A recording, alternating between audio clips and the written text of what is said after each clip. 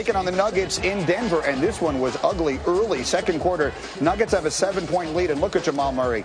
He's just letting guys fly by, and then he's waving as they pass. Take a look at this. This is some shade here. Jamal Murray would score 20, and the Nuggets had a 9-point lead. Late in the first half, Lakers kind of hanging around. They're down 5. We got a dunk from LeBron. No, we don't. That ball's going the other direction. Lonzo will put it in. He scored just 7. Lakers are down 8 at halftime. Then the third quarter, Denver just opens it up completely, and LeBron James really struggling. He was 0 for 4 from 3. That's no good. LeBron actually did not have a field goal in the entire second half. And we're the other way. Here's Jokic. He's not yoking. He had 14. Lakers are down 16. Later, Lakers still trailing by 16. LeBron.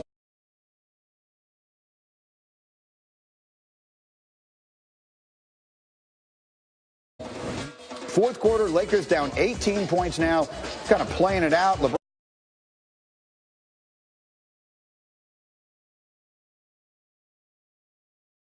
on 5 of 15, 14 points. Lakers lose by 32, their worst of the year.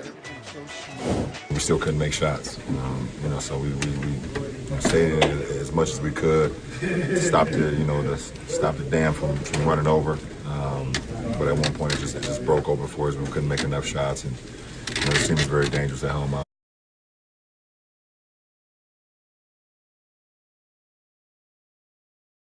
Something else was revealed, and you've mentioned this before, that for the Lakers, it's difficult for them when they face a big man that can score inside and out. And how did you see that revealed? I like to do this distinction amongst quality big men in the league.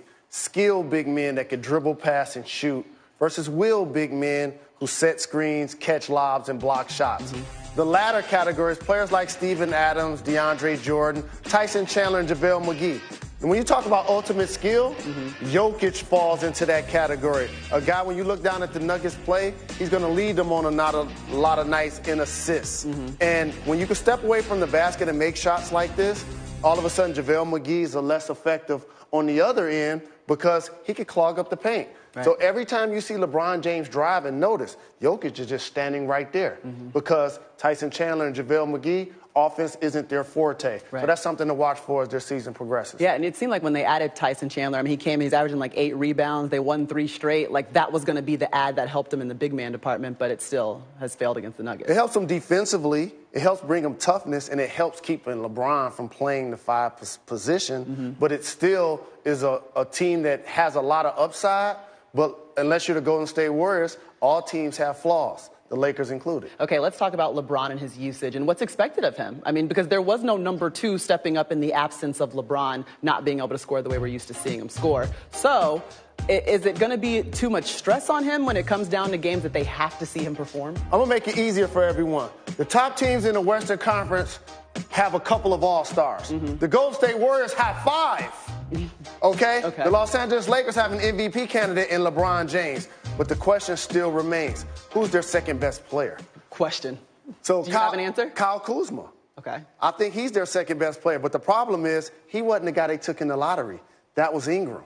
That was Ball. They need those 2 guys to develop. And LeBron's usage is just as high with the Lakers as it was with the Cavs. Okay? So if these guys are going to continue to develop and advance in the playoffs, it's going to be because their games continue to evolve. Yeah, it's almost like you can't develop anymore. You got to go. Yes. We're getting to that point. We're like, a third of the way through the season, y'all. All right, coming up tonight, SportsCenter at 6 p.m. Eastern. But it and more. But right now, Maria, take us to the hoop. Yeah, I think I want to run the floor, and I'm going to be a point forward on this one. We start with the Raptors. They rallied from a 17-point deficit in Memphis last night, and it was all in the fourth quarter because it was raining trays. Toronto went 10 for 17 from beyond the arc in the fourth en route to their 6th straight win, 122 to 114. Now the Raptors have the best record in the NBA. I think the question is, are they the best team in the NBA?